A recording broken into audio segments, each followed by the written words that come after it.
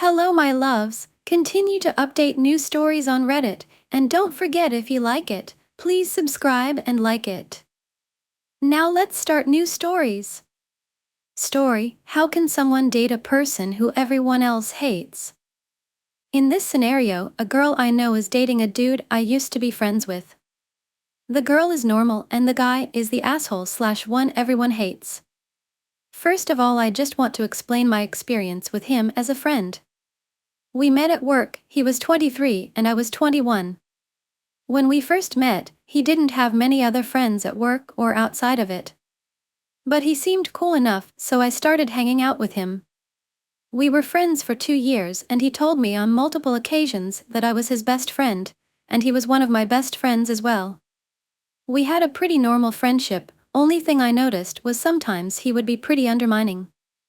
I would show him a band or show I liked, and if he didn't like it he would really roast me. I figured it's okay, he's still stuck in that high school mindset of friendship where all you do is roast each other, since he hasn't had much experience with friendship as an adult. It never bothered me too much. One thing also happened that at the time I dismissed as maybe he was having a bad day, but now made me realize it was more than that. He asked me for help with something at work, and normally I would always help him. This time I was too busy with my own work, so I told him I couldn't. He basically ignored me for the next couple of days after that, before eventually coming up to me like nothing had happened. Anyways, fast forward 6 months ago, and all of a sudden out the blue he completely stopped talking to me. I asked him in person, by text, what was wrong, and he just ignored me. To this day, I and everyone else at work still don't know what caused this. I figured to myself, I guess it had to be something I did. No one would end a friendship over nothing, especially without telling the other person why. But over the course of the next few weeks, I started finding out things about him through other people that I always heard of but dismissed because he was my friend. I heard that I'm not the only person who was his friend that he would end up cutting out of his life for no reason. One dude he was friends with apparently couldn't give him a lift home, so after that day he never talked to him again. He used to play online games with a couple of people, but when they wouldn't let him play as a certain character that one day, he cut them off and never played or talked with them again. I heard stories of him talking shit behind others people's back. All these things and people coming together made me realize how crappy of a person he is, and it was a good thing that we aren't friends anymore. I was ready to just put this guy behind me and move on, but now he started dating one of my other friends. She's a newer girl at work. She is 21. I started talking to her and she was really sweet and hardworking. I don't have any romantic feeling towards her, I just see her as a friend.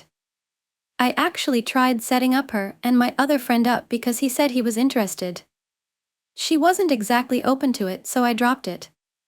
After finding out that she wasn't interested, he went back on what he said before saying stuff like, I was never actually interested her, I was just joking, she's actually pretty ugly. He said more mean stuff and I told him that he was being an asshole, but because he was my friend I let it go and never told her. I regret that. I should have told her. I should have ended the friendship right there, but I often get blinded by friendship and let them say and do bad things. Basically simultaneously at the same time that he stopped talking to me, they started dating. She also stopped talking to me, probably because he made me look bad to her. And I just don't get what she sees in him. Myself and everyone see a big baby who only cares about himself and cuts people out of his life when he doesn't get what he wants. And what sucks the most is she is turning into him now. She is no longer sweet and caring to anyone. She has become a lazy, selfish worker just like he is. I know that she is a good person, because I knew how she was before she started dating him, and I know it's not just a random shift in personality. I know it has to do with him. And I just don't get, why become a person who is not nearly as liked as they used to be, for some dude who sucks? How can she not see what literally everyone else sees? They have been dating for 6 months now and it honestly makes me a little sick. I feel bad for her, because I just know that, eventually, maybe not for a while, but eventually she will go through the same thing with him that I and many others have. Story: The First Boy I Loved. Once upon a time, in a small, picturesque town, there was a charming little school where children's laughter filled the air, and dreams were born every day. In this school, there were two students, Emma and Jack, both in the 5th grade. Emma was a bright, cheerful girl with a heartwarming smile and a love for books. Jack, on the other hand, was a shy boy with a passion for drawing and a talent for making people laugh. Their story began on a crisp autumn morning. The school bell had just rung, and students were bustling about, getting ready for class. Emma, carrying a stack of books, tripped over a loose stone on the path and fell, scattering her books everywhere. Jack, who was nearby, rushed to help her. "Are you okay?" Jack asked, offering his hand to help her up. Emma looked up, slightly embarrassed but grateful. "Yes, thank you," she replied, taking his hand. As Jack helped Emma gather her books, they started talking and discovered they had a lot in common. Both loved reading adventure stories and drawing imaginary worlds. From that day on, they became fast friends. Every day after school, Emma and Jack would sit under a large oak tree in the schoolyard, sharing stories and drawing together. Their friendship grew stronger, and they became inseparable. Emma loved how Jack could make her laugh, and Jack admired Emma's intelligence and kindness. One winter afternoon, the school announced a talent show. Emma and Jack decided to participate together. They spent weeks preparing a skit based on their favorite adventure story. Emma wrote the script, and Jack designed the costumes and props. They practiced every day, laughing and encouraging each other. The night of the talent show arrived, and the school auditorium was packed with students, teachers, and parents. Emma and Jack stood backstage, nervously holding hands. "We can do this," Emma whispered, squeezing Jack's hand. Jack nodded, smiling. Together. Their performance was a huge success. The audience laughed and cheered, and Emma and Jack beamed with pride. After the show, they received a standing ovation and a special award for their creativity and teamwork. As they walked home that night, under a sky full of stars, Emma and Jack felt a bond stronger than ever. They knew they had something special, a friendship that would last a lifetime. Years passed, and Emma and Jack grew up. They went to different high schools and then colleges, but they never lost touch. They continued to share their dreams and support each other through life's ups and downs. One summer, after they had both graduated from college, they returned to their hometown for a visit. Walking through the old schoolyard, they found themselves under the same oak tree where their friendship had blossomed. "Remember our talent show?" Jack asked, smiling. Emma laughed. "How could I forget? It was the best night of my life." Jack took a deep breath, gathering his courage. "Emma, there's something I've wanted to tell you for a long time. I think I've loved you since that day we met." Emma's heart skipped a beat. She looked into Jack's eyes and saw the same kindness and warmth that had always been there. "I love you too, Jack," she whispered. Under the old oak tree, where their innocent, school-age love began, Emma and Jack shared their first kiss, sealing a promise of love that had started with a simple act of kindness and had grown into something beautiful and everlasting. And so, their story continued, a testament to the power of friendship and love that started in the heart of a small, picturesque town and blossomed into a lifetime of happiness together. A story about unrequited love. A story about unrequited love. This story is about a guy named Tom and the girlfriend of his dreams, Emily. Tom and Emily have been close friends for a long time, having been in the same class together since middle school. Tom always admired Emily for her beautiful appearance, strong personality, and gentle soul. However, Tom always kept his feelings to himself for fear of losing the precious friendship they had. Every time he saw Emily smile, Tom felt happy inside without daring to say it. As time passed, Tom kept his feelings a secret and felt increasingly uncomfortable when he could not share his feelings with Emily. One day, Tom decided to change and tell Emily about his feelings. He told himself that if he didn't say anything, he would never know what Emily felt about him. One weekend afternoon, Tom invited Emily out for coffee to talk. Under the warm sunset, Tom sipped a cup of coffee and said the things he always kept in his heart. He talked about his deep feelings for Emily, about the pain in his heart when he secretly loved her for a long time. Emily was surprised and silent for a moment, then she gently placed her hand on Tom's shoulder and said that she knew this for a long time. Emily explained that she always felt Tom's special care for her, but she was also afraid of losing the good friendship they had. She says that although she doesn't have the same loving feelings as Tom, she still wishes to maintain their close friendship. With understanding and courage from Emily, Tom realized that even if they did not become husband and wife, they could still keep their precious relationship. They continue to be truly close friends, sharing everything from joy to sadness, and Tom gradually finds comfort in Emily's presence in all its forms. The story of Tom and Emily's unrequited love does not have a fairy tale ending, but it is a lesson in understanding, courage, and the value of true friendship in life. Story: It's a love story. The following is the story of how me, 29M, and my wife, 30F, met and married. Like many other people, my freshman year of college was a roller coaster of emotions. Between adapting to a new life and schedule, trying to make new friends, and the unexpected death of my father, things were changing fast for me, and I was struggling to be my normal, extroverted, happy self. I became involved with a ministry in college, and this helped me find like-minded people who I could not only laugh with, but also have the ability to openly talk about my struggles. My wife was also involved in this same ministry. Over time we would have discussions, but nothing too in-depth or serious. We were friendly to each other, but never anything more than that. Flash forward 2 years and we begin to hang out more and more because of a reason I'll touch on later, and we became really great friends. This would not last long, sadly, as my wife was about to travel the world for the next 2 years doing ministry work in third world countries. When I say doing ministry work, I do not mean she was hanging at resorts 6 days a week and visiting an orphanage for an hour or so. She was truly in the trenches, spending her years in remote villages where they don't have access to electricity or running water.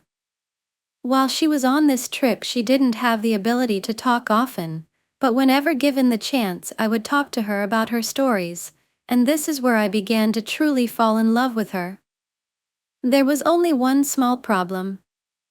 See, the reason we began to hang out more and more prior to her leaving was because she began dating a close friend of mine. While she was away on this mission trip, my friend became getting extremely close with another girl. They would hang out regularly one-on-one, openly cuddle each other around others, but according to my friend, nothing more than that. I spoke with my friend about this relationship and how he was emotionally cheating, but he never listened or paid any attention. I felt it wasn't my place to tell my wife about this, because I believed my feelings that I was developing for my herb scared me from being unbiased. After years away, my wife finally returns home. Within a month of being home, my wife's friends told her about the relationship between my friend and this other girl. My wife was aware that they were friends, but she was not aware to the extent of how close they truly were. This led my wife to immediately breaking up with my friend. Now, you're probably thinking to yourselves, wow, this is great news for OP. You have to remember, the reason we became close was because she was dating a friend. Also, as my wife returned from her mission trip, I had freshly graduated college and moved 3 hours away, back to my hometown, to begin a career. I also believed in my mind that my wife was only friends with me because of the relationship she had with my friend. Nevertheless, occasionally I would travel to the college town and meet up with some college friends. When doing this, I would ask them how my wife was doing. They would always keep me updated, and eventually a mutual friend tells my wife that I have been asking how she was. This sparks our friendship as she begins texting me, but still, I lived 3 hours away, so I had no intention of beginning a relationship with her, but it was still nice to be friends again.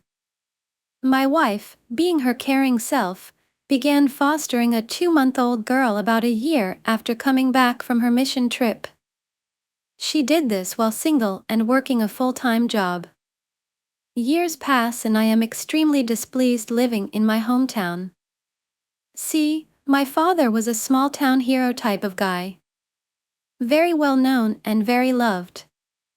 I worked hard to bring positive change in my community, but I felt every action I did I was always compared to my dad. People never meant to offend me by comparing me to my father, but I always felt like if I stayed there I was going to be living in his shadow. I wanted to forge my own legacy. One day I interviewed for a job in the town I went to college in. Somehow, I get hired. Over the summer I move back and immediately I am excited for a multitude of reasons. Soon after moving back my wife and I begin spending a lot of time together. The 2-month-old girl is now 3 years old, and my wife and I do the silly thing and get married within 3 months of me moving. This became the greatest decision of my life. Since getting married my wife and I have adopted the girl, made a few kids of our own, bought a house, and are truly living the fairy tale life. We've been married for several years and life couldn't be better. I tell this story because I want others to know you never know who the love of your life is. It could be a stranger, a friend, or a friend's girlfriend. This world is too short and crazy. If you made it this far, I hope you enjoyed the read. This is my first time ever really making a Reddit post. Story, Forever Interrupted. Me, 20-year-old, met Emily, 19-year-old, when we were 2 and had been friends on and off until we became best friends freshman year. She was always a bit different and really weird, but in a cool way, and she was never made fun of for it. We just made sense as friends, and everyone knew us as Emily and Claire, the best friends. When epidemic hit sophomore year, we were inseparable. We spent every second together. My mom never liked her, but I could never see why, and most people looked at her as controlling due to my not hanging out with any of my other friends, but I never saw it like that because I had the best time with her and honestly would choose her every time. I had a boyfriend at the time who she hated very much and didn't like me hanging out with him, but he lived far enough away that I didn't see him too often anyway.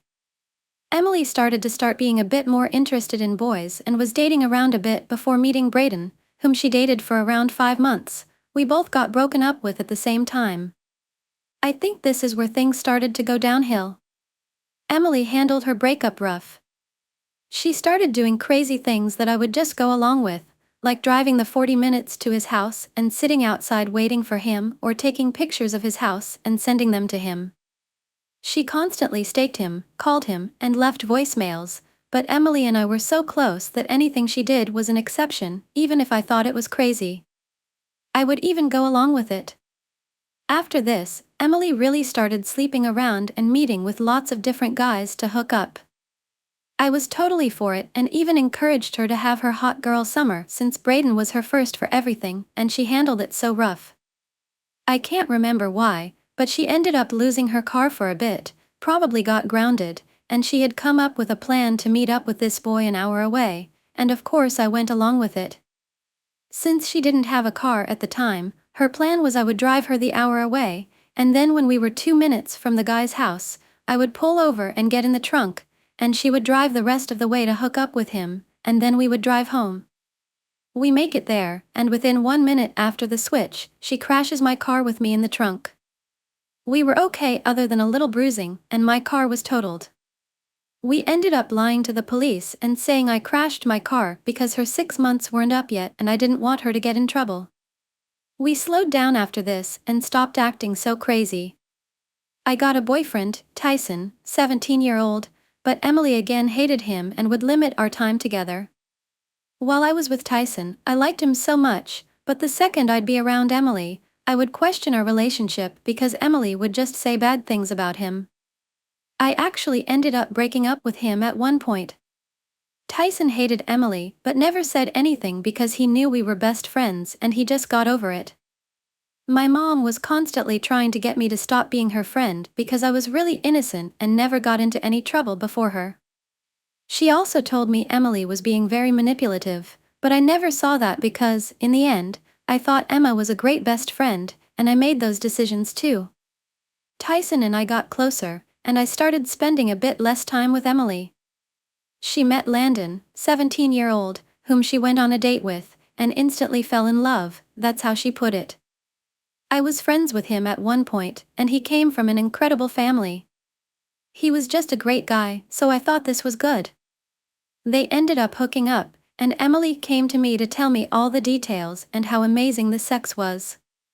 A couple days later, he broke it off due to him not thinking his family would approve, and the day after, she says she's pregnant. She wouldn't show me the test, but why would anyone lie about that?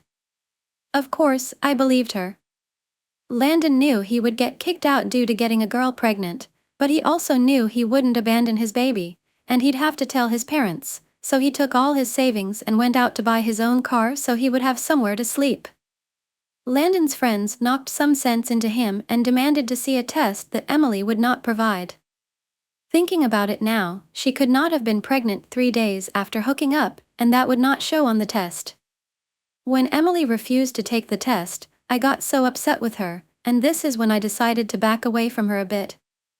Emily also accused Landon's friends of kidnapping her that night after I left, but I was not there, so I don't know what actually happened. Emily's mom found out about all of this because Emily ended up accusing Landon of raping her that night, so the police got involved. Emily was no longer allowed to hang out with me because I was a bad influence on her. A week after all of this, Emily said she fell down the stairs and had a miscarriage. I completely stopped being friends with her after all of this because I was hurt, she didn't stand up for me, and I stopped believing her lies. Tyson and I stayed dating, and when we finally went back to school in junior year for hybrid, there were lots of rumors about how Emily had another faked pregnancy. She was a huge topic around the school, and everyone knew about what had happened. Emily and I ended up reconnecting over the summer, going into senior year, but I ended the friendship again because I found out she was tracking my location without my knowledge. She reached back out again towards the end of senior graduation with a huge apology, and she told me she was seeing a therapist and had been dating a really good guy. I was a lot more careful, but over time we grew closer, and she had no mess-ups. Tyson was not supportive of us being friends, and he was so worried for me that I assured him that she had changed. She had switched her career choice 3 times, and I was living at the fire station as a sleeper and going to school to be an EMT until I had a horrible call that made me realize I couldn't do it anymore, and I went full-time to being a barista and babysitter on the side while she was in online school trying to figure out what she wanted to do and also babysitting quite a bit on the side. After months of us rekindling our whole relationship, Emily presented this whole idea to me about starting a daycare business together and gave all the details and how this would work, and I loved the idea. I put in my 2 weeks and took all my tips I had saved for a deposit, and somehow we got approved for a cute little apartment while we started getting certified. We got donated books and toys and got a bunch of things from Goodwill, but it came together really fast, and I was so excited because I wasn't sure what I wanted to do with my life, but I knew I loved kids, and this sounded like a perfect career for me. We were barely going to make it by, but I had enough money saved to be there a couple months with no income until we started getting kids. I also want to add that the first day we moved in, I ended up winning the bigger bedroom 3 times, and she threw a big fit and said she would just live at home, so I gave it up to her.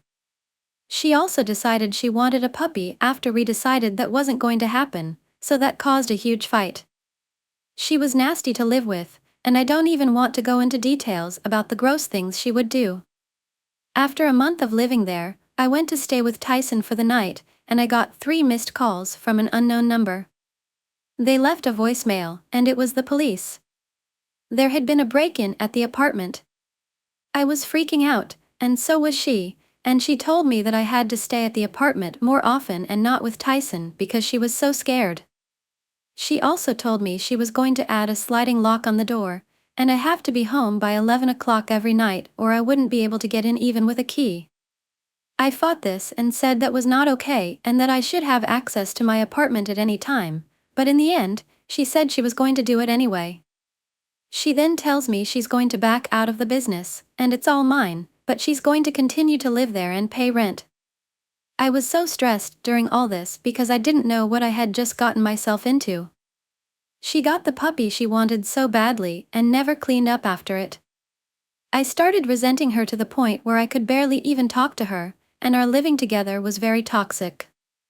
I also forgot to mention we got a Ring camera and extra protection around all the doors and windows after the break-ins.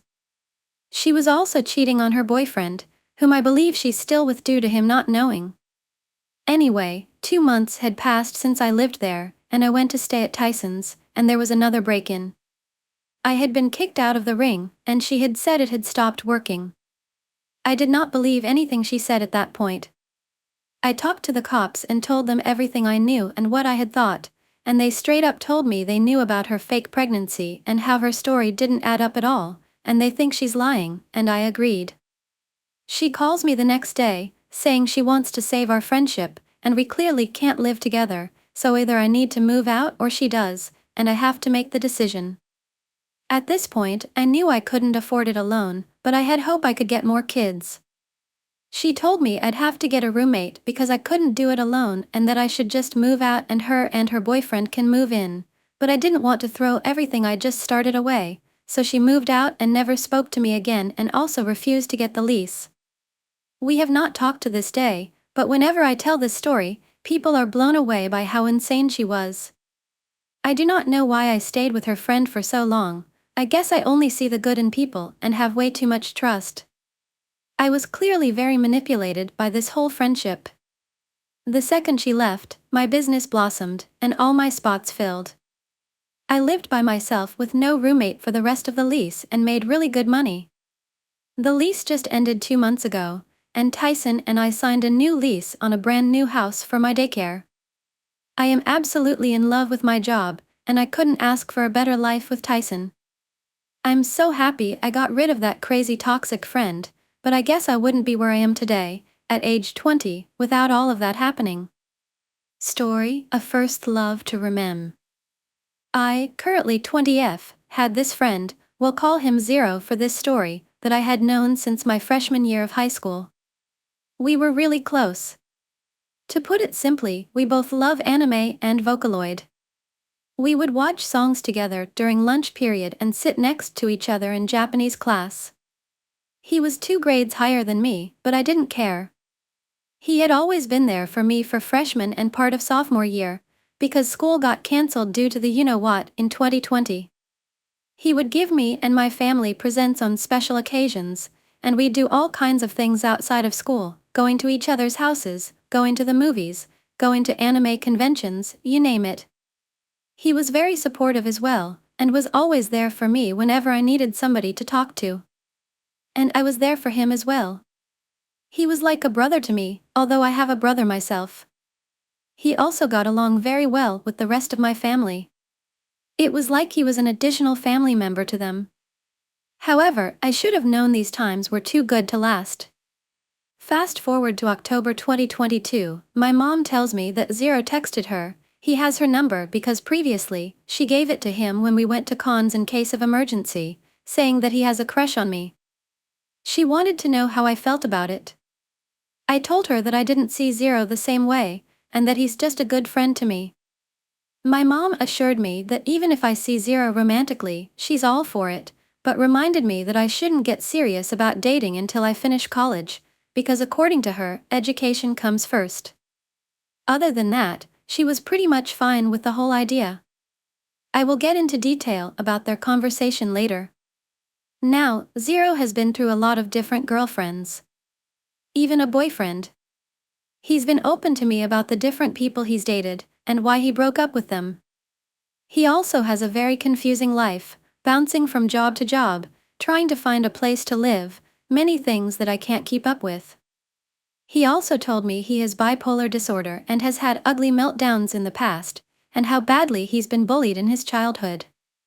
He told me that I was his very first friend he met in my high school, the school he transferred to where he met me, and that I saved his life in a way. But I think after my mom informed me that Zero had a crush on me, Zero admitted it to me, but he said he gave up on the crush because he just saw me as a friend, the same way I did. I thought it made sense, because he was seeing a girl at the time. Or maybe he wasn't, I can't remember, honestly. After that conversation, Zero messaged me somewhere in June 2023 that he thinks my mom is pushing me and Zero to be a couple. I was taken aback by this kind of statement. There's no way my mom would do such a thing. I said these things to him, and he said to me that he would rather not have me talk about it with my parents. He didn't really explain why, maybe it was awkward for him. But I still said I would talk about it with them. He said he wouldn't recommend it. Still, I needed to know if it was true or not. A few days later, I spoke to my mom about it. She said, "What? No way. I never said anything like that. He's lying. He's being a troublemaker. I would never force a boy on you." Going back to the conversation my mom had with Zero, I saw the messages. My mom lets me use her phone sometimes and doesn't mind when I look at her messages. Zero was talking about how he's had a crush on me ever since high school, and nowhere in the messages did my mom indicate that she wanted us to be a couple. It was mostly just, "I don't mind if you date her. But if it does happen, I'm going to establish some ground rules. You can't be out after 9 p.m., you have to tell us where you're going." And all that stuff. She was pretty chill with it and didn't shame him, force him, or anything. It was just being open to it, but also being a mom and making sure that the two of us were in a good position to date before we ever got into it. That was the only time they had ever texted each other, as there were no more messages beyond October 2022. So I texted Zero and told him, "Hey." I told my mom about it, and she said she never said anything like that. "I'm not trying to call you a liar, but is there some sort of proof that indicates that she ever forced us to be a couple?" He then texted me back, quote, "So, let me get this straight. You ignored my feelings, and now you expect me to help you? Some friend you are." I was taken aback by this, as I had no idea he was going to get this angry over it. I was expecting him to be compliant over it, not this. He then says, "I'm no tool, so I don't appreciate being used." Normally, when people do this kind of thing, I turn them into social experiments. However, out of respect for all the years we've had together, I won't. But never contact me again. Goodbye. I then got so panicked. I frantically texted him to please listen to me, to which he replied, "You have 5 minutes." I then apologized for telling my mom about this, as I just wanted to know if it was true about the forcing thing. That I'm sorry for hurting his feelings and all that stuff. He then said, "Okay, but here's the thing. Because of what you did, you put me in a tough position with your parents, so therefore, I'm not coming over anymore. We can only be friends virtually." I didn't think much of it, as I thought he would soon get over it. He pretty much just accepted me back as a friend. We talked normally again, as if nothing ever happened. Until I decided to tell him, "I still can't believe I made that mistake." He told him, "You're still my friend and I forgive you. I'm over it. You just have to forgive yourself." I told him I'm tired of the tension between my family and him. He told me, "There's no tension. I just won't come over anymore. My pride won't let me." I didn't understand it. What does he mean by pride? I let it be. Days later, I asked him, "What would it take for you to come back?" He then said, "To be honest, I don't think anything will. It's hard to explain, but my pride won't let me see you." I told him that my parents aren't really mad at him, it was all just one big misunderstanding, but still, he said, "All I can say is, I just can't go over there. It feels wrong." I figured maybe he's just embarrassed, so I let it be again. I had tried unsuccessfully multiple times to convince him that nothing is wrong, he's welcome to come see me and my family again, but still, he kept saying he wouldn't see us again. Aside from that, we still had normal conversations.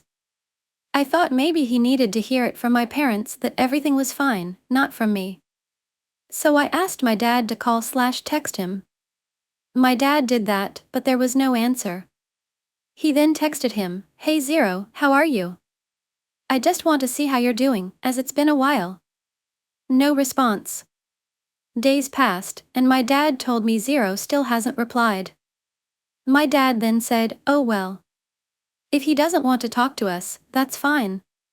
That was the part when I decided to tell Zero everything about how I felt.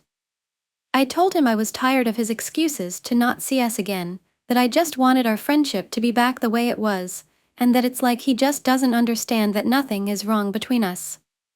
I also mentioned that I didn't understand how he got so upset over the fact that I told my mom about the forcing thing. That I couldn't deal with it anymore. I just wanted things to be back to normal. His responses didn't really make it much better, but he cleared up some confusions. Or so I thought. First off, he mentioned that he said his pride wouldn't let him see me because it's an abstract concept that you wouldn't understand, and that if anybody asks about why we don't see each other, that I should say it's because of our family's cultural differences and such, and it still made no sense to me. He also said that it wasn't like he never wanted to see me. He just didn't want to see my parents. He would still ask me how they were doing in the past, he just didn't want to see them in person or speak to them. He never said that he didn't want to see my parents, it was always you. He said he'd be open to hanging out if there was a situation where he didn't have to see my parents. He stated he was embarrassed about the entire situation. Normal embarrassment, he can get over, but this, he just couldn't. He ended it by saying that this is just something that's not under any of our control, and that I should accept it. He said maybe, just maybe, he would get the guts to see my parents again, but it's a slim possibility. So we continued things from here. However, us meeting in person never happened due to things that happened in both our lives. He got a new girlfriend with whom he helped move in with him, and became busier than ever. We rarely talked through these times. He said he didn't go through with his plans to hang out because of his new job and all the other stuff. So I let it go. For the rest of the months leading up to my breaking point, we talked on and off. I even got to chat with his girlfriend at some points, and she was friendly. But I never told her about the incident between me and Zero because I didn't want to start any drama. I then started to realize that this kind of friendship wasn't sustainable for me anymore. As much as I loved talking to Zero, I couldn't be friends with someone who wanted to leave a scar on such a beautiful relationship he had with my parents, and to just throw it all away because of one incident that may make sense in his mind, but no sense in mine. I thought maybe there's no point in continuing with this friendship. It was just making me sad, being constantly reminded that this person is no longer coming to my house frequently, to make jokes with my family and play with my pet cats. It felt wrong just to be a virtual friend to him. I was tired of making myself feel miserable about this part of our friendship that was missing. So in June of this year, I sent him a message saying that I couldn't do this anymore. I think it's best we go our separate ways, and it's obvious that we have our differences. He pretty much accepted the fact that I didn't want to continue with the friendship anymore, and we ended things with peace. I always wonder to myself if I was at fault for making our friendship end the way it did. Part of me feels like I never should have told my mom about what Zero told me, where he thought my mom was pushing us to be a couple. Maybe then our friendship would have remained how it used to be. I even told my parents that I decided to end things with Zero, and while they accepted my decision, they reminded me that I have the right to cut someone out if I feel like they're not the right friend for me. In this case, Zero's unwillingness to make up to my family, to let the past go, for whatever reason in his mind was just not doing it for me, albeit we did everything we could to assure him everything was fine. I've talked to some of my other friends about this story, and each and every one of them have said that it's the stupidest thing that Zero did. That no friend would do such a thing over something so trivial. They even suggested that Zero lied about my mom saying that to him just so he could date me, and now he can't look at me because he got caught in his stupid lie. They also told me it's best I let him go, but at the time, I didn't want to, as I just wanted to give Zero the benefit of the doubt. But as time passed by, I thought, what's the point of trying to water a dead plant? Maybe I should have let Zero end things right then and there last year. Story: My boyfriend left me on the side of the road at 2 in the morning, 4 hours from my house. This story is pretty much exactly what it sounds like. I, 21 years old, was dating my now ex-boyfriend, 23 years old, for the last year. Let's call him James. James and I met at college and he graduated last year. I'm still in school. He recently moved up to the city I live near, which was exciting because he lived about 3.5 hours away previously. He moved for a new job he got after being fired from his previous one. Red flag, I know. We had plans to go to a concert in a city about 4 to 5 hours away. We decided to make a day of it and intended to sleep at his family's house, which was a 45 to 60-minute train ride from the venue and was where he had just moved from, so it was familiar. We parked at the train station instead of his family's house, assuming we'd be sober by the time we got back from the concert. I am not from this area and he is, so he took the lead on trains and transportation to and from the venue. He got us into the city only to realize he put us on the wrong train and we'd have to take multiple subway rides to get to where we wanted to go. I have chronic migraines and am prone to passing out, which he knows, so I had originally offered to figure out all the train situations to avoid subways because I knew I couldn't handle the environment. He assured me he had it. He did not. I passed out in the subway on a long, broken escalator he made me walk down instead of finding another, and a stranger caught me because he had walked too far ahead to notice what happened. He didn't even realize I had passed out, he thought I was just a bit overwhelmed. Finally, we got to the venue, almost 2 hours later than intended. I eventually took over train directions and got us there as he couldn't seem to get a handle on it. The concert was fun, except he got upset when I talked to anyone that wasn't him. The artist we saw is known for fostering a nice environment where people make friends and everyone gets along well. He didn't like the scene and he refers to not liking a scene whenever it's a queer space. This night was when I finally pieced that correlation together. As someone who's bisexual, it's definitely a problem and seeing him act that way so blatantly was really upsetting. It's okay if he doesn't want to befriend people, but he specifically didn't want to befriend people because they were queer. After the concert, I asked him if he'd figured out the trains for the way home as my phone was dead and I couldn't figure it out. He had not. We proceeded to walk the streets of this major city for 2 hours. He put us on 4 wrong trains and kept getting us farther and farther from where we needed to go. The entire time we were on the trains, he was texting his misogynistic brother about how I didn't spend enough time with him, what a bitch I am, and how I'm holding him back. I broke down at one point and was pretty upset with him because it was 1 a.m. at this point, the concert let out of 11, and we were nowhere near his house. I begged him to call an Uber, said I would pay for it, and when he wouldn't, I just sat down on the sidewalk and said I couldn't do the trains anymore. He finally got an Uber at the promise of me Venmoing him when my phone turned on. We got back to his family's house around 2 a.m. I had fallen asleep in the Uber ride back to his house for about 15 minutes and was much more sobered up by the time we got there as I wasn't very intoxicated to begin with. I have medication I absolutely have to take or I will be incapacitated the next day.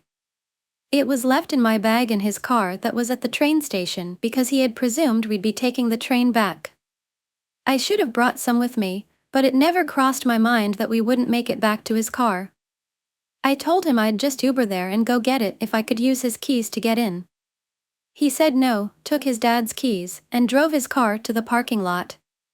Looking back, he was nowhere near sober and should not have been driving.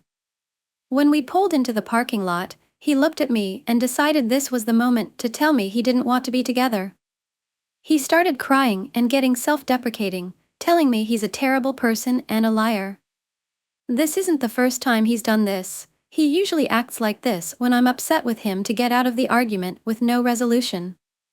I originally tried to comfort him, and then he started yelling. I attempted to de-escalate the situation and told him it was fine if he didn't want to be together, but could we please talk at his house? He said I was no longer welcome at his house because he didn't want to deal with the discomfort, presumably of having me over after shit-talking me to his brothers. We went back and forth for a bit, and eventually, I just asked him what I was supposed to do. I just asked one final time, is this how you want this to end? He said yes. He said he doesn't love me and he doesn't want me in his house with his dad and brothers. I just nodded, got my stuff out of his car, and left. It was pouring rain and my phone was dead. It was 2:30 in the morning and I was in the only sketchy part of his hometown. I went into the parking garage across the street because it was pouring rain. There were loud Dodge Chargers circling past me repeatedly. Multiple men came up to me in their cars and offered for me to get in their cars, and one man got out and attempted to coax me into his car, only backing away when I lied and said I was on the phone with the police. I eventually got my phone to turn on to 3% out of some luck and called my mom. She woke up the only family member nearby, who is elderly and lives 30 minutes away, and got me an Uber to their house. She called James, who had turned his phone off, and his father, who did not reply.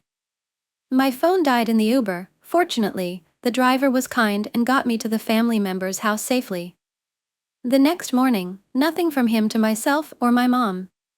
His dad had texted me asking if I was okay. That was it. Our relationship had been rocky, but there was literally no circumstance that would validate this situation. I told my friends and our mutual friends the whole story, and they all immediately removed him from everything and cut him off. Being away from him, despite the circumstances, has been really awesome for me though. I get to put time into myself and I didn't realize how much I did for him. I found his apartment, car, and job for him because he said he didn't know how to. I introduced him to my friends and family and welcomed him into my world. He really just wanted me to be at his beck and call and there 100% for him. As soon as I told him I was doing things to take care of myself, he snapped because earlier the day of the concert, I told him about the gym I joined and the diet I was on to better my physical and mental health. I think that's it. Scary situation, but it went the best way it could've. He told one of our mutual friends he hoped one day we could get back together after he worked on himself. I'll pass on those delusions, though. Story: how a 4-year relationship ended in a night. My 28-year-old fiancée, 28-year-old, of 4.5 years recently called of our engagement after an argument about her college diploma. For context, we have been dating 4.5 years, and of that time we have been engaged 6 months. I proposed last January. From the day we met, she has been in school and originally was living with her family while she did just that. No job, no other responsibilities. Just school. That being said, as we progressed over time and she slowly began to spend less time at her family's house and more time with me, I became more responsible for our living expenses as she had no income other than financial aid a few times a year. Since I am active duty military, my housing is covered for the most part depending on location and rank, and I lived in a 1-bed 1-bath that was easy to incorporate her into when she'd come and visit for the weekend or so. About a year later, I bought my first house and had roommates, which made finances much easier. Additionally, she eventually got a part-time job which helped her cover her own expenses better and even offer some help with bills.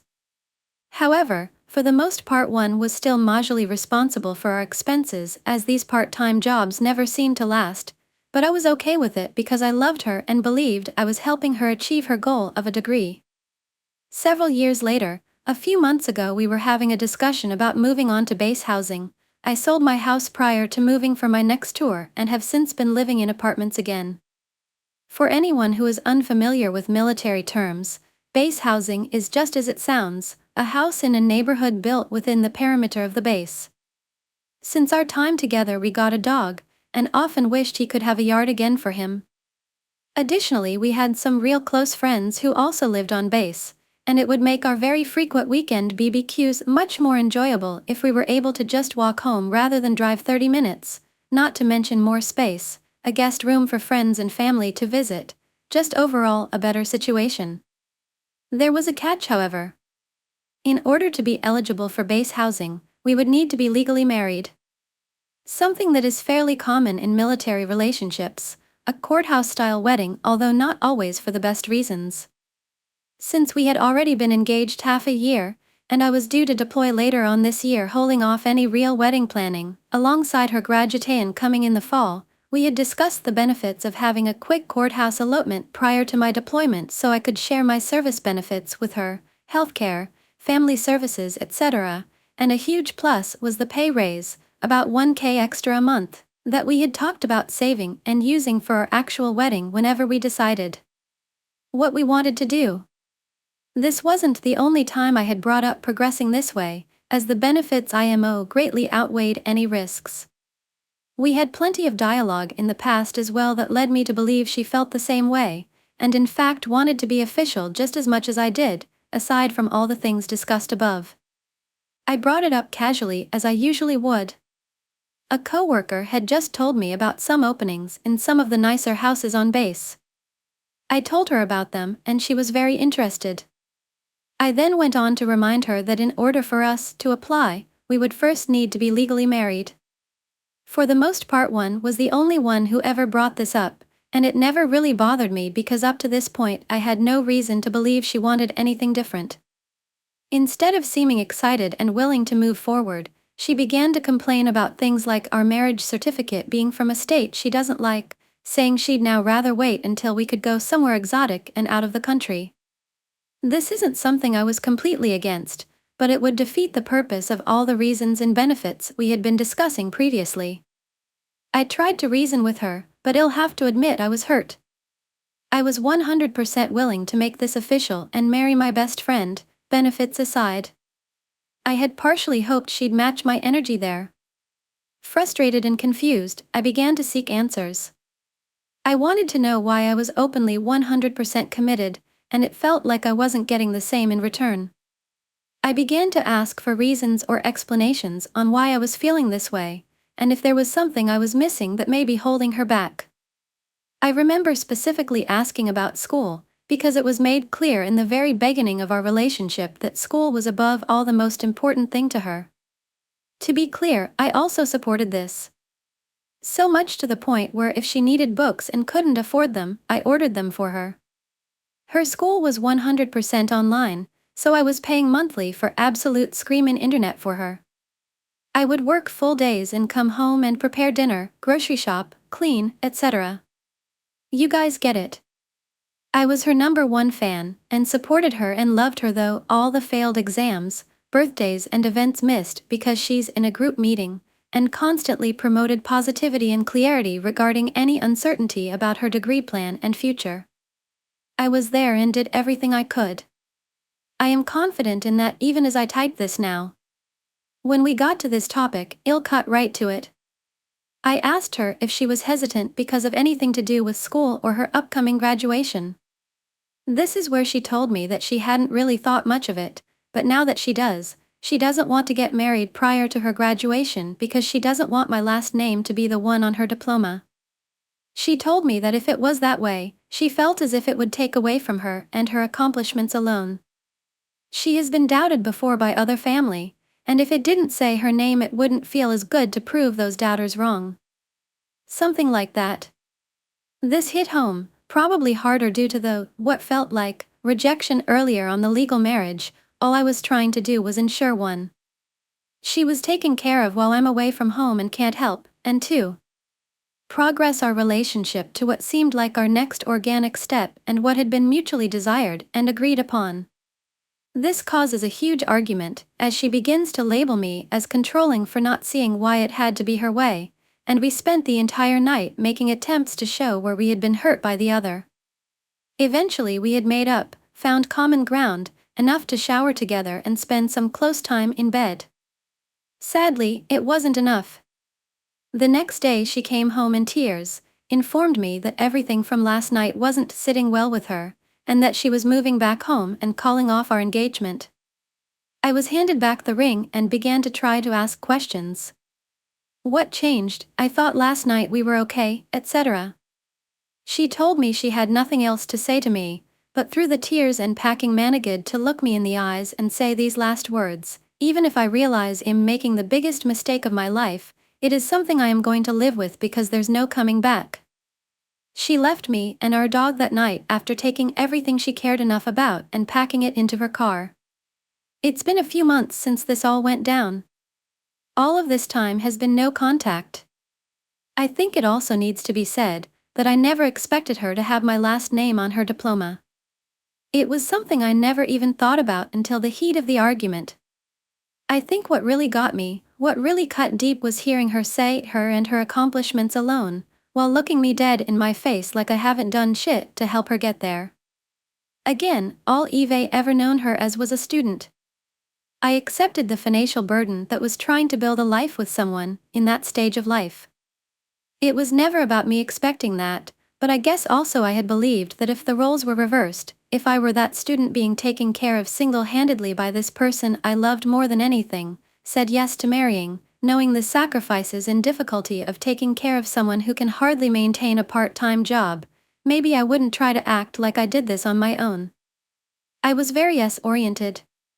I made almost every important decision thinking of how it could help us or benefit us. I think I set myself up for failure assuming I would have that same level of commitment in return. I also know I took it much harder given circumstances, but never would have guessed it would tear apart a 4-year relationship for wanting to feel appreciated and recognized for IMO going above and beyond anyone else in her life to help her achieve her goal. Story: Creating Happiness on Her Own Terms, Mia's Inspiring Life. In the bustling city of New York, lived a woman named Mia. At 32, Mia was a successful marketing executive, known for her creativity and determination. She had a close group of friends, a loving family, and a fulfilling career. Yet, there was one aspect of her life that often drew unsolicited attention: her single status. Mia had been in and out of relationships over the years, but none had lasted. She often found herself at social gatherings, where well-meaning friends and family members would ask, "So, are you seeing anyone?" Mia would smile and politely answer, but deep down, she sometimes felt the societal pressure to be in a relationship.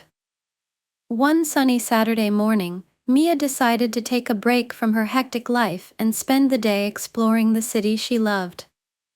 She visited a quaint coffee shop in Greenwich Village, where she sat by the window, savoring her latte and watching people go by. She found solace in these quiet moments, where she could reflect on her journey and appreciate her independence. As Mia sipped her coffee, she overheard a conversation at the next table.